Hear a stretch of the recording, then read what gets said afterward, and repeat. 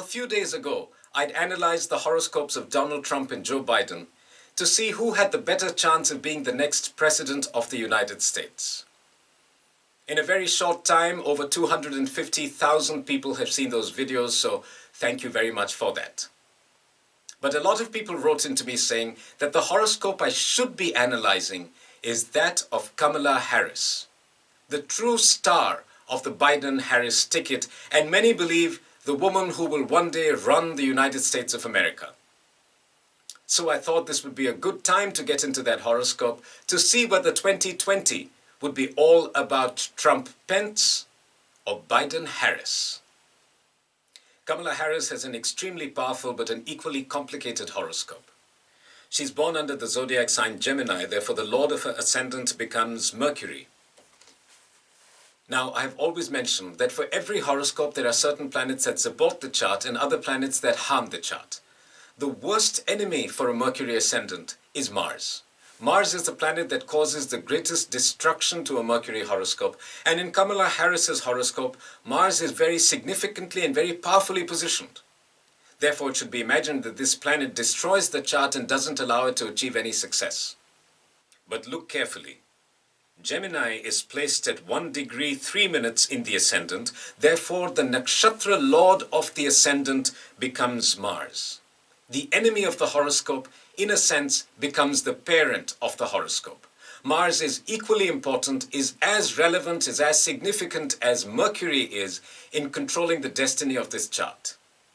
When the Akarak becomes the nakshatra lord, two things happen. The enmity that the Akarak feels towards the horoscope is significantly reduced.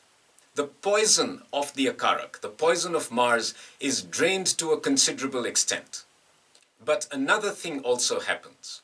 In the process of making its enemy its friend, the ascendant also gets damaged. The ascendant also gets compromised. The ascendant also gets reduced in its ability to produce good. Mars, the Akarak of the horoscope, as the nakshatra lord, will give good results in its own dasha. It will give good results when it alone is controlling the chart.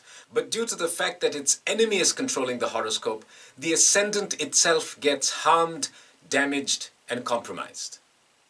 So this is the first thing that tells me that there are certain problems in this horoscope that will probably not allow it to go all the way to the top. But we are still early in the analysis, so let's see what happens as we move forward. The ascendant itself, Mercury, is positioned in the 5th house of the horoscope. The 5th house is a very powerful place for any planet to be placed in, particularly the ascendant lord. But look again, the Chalit chart is the chart that tells us where the planets are actually placed in the horoscope and which houses they will influence and control.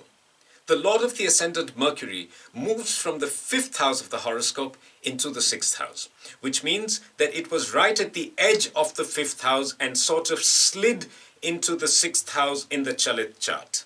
A planet is most powerful when it is positioned close to the center of the house. Whenever a planet is somewhere on the edges, it loses the ability to influence that house and to influence that horoscope to the greatest extent. We have seen that Mercury is sliding from the 5th house into the 6th house, which means it was, right on the edge of the two houses, and when the house adjustment was made in the Chalit chart, it slid from one house into the other. Therefore, it is neither close to the center point of the 5th house and definitely not close to the center point of the 6th house. Mercury loses potency. The horoscope loses power. You will also recall that I always mention that at any given point in time, there are always a combination of planets that have the greatest influence over the horoscope. That is the Dasha chart. The Dasha chart of Kamala Harris tells us that from the 21st of July 2012, she has been running the major period of Rahu, and presently, from the 2nd of July 2020, she is running the sub-period of Mercury. Let's talk about Rahu. Rahu is the planet of fame, of name, of recognition. Rahu is the planet that controls the amount of success you will have in this world.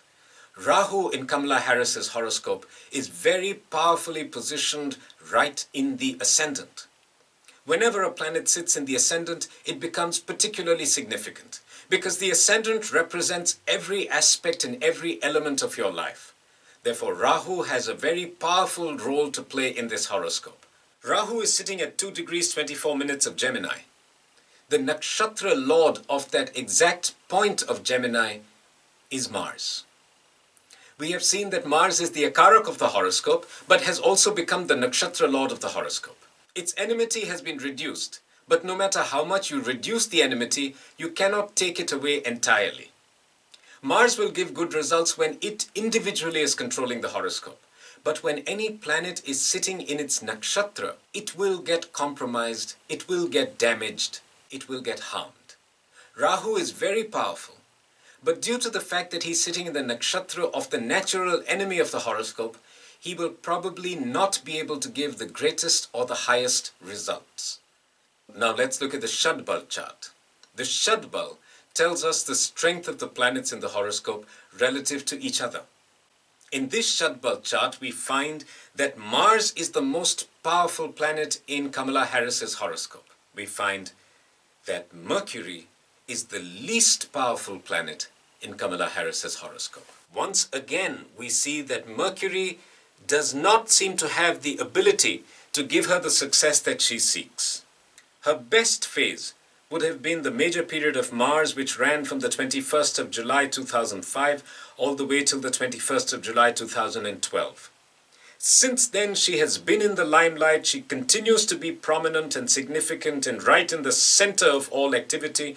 But this Rahu period will not have the ability to give her the highest success, particularly because these elections are taking place in the sub-period of Mercury.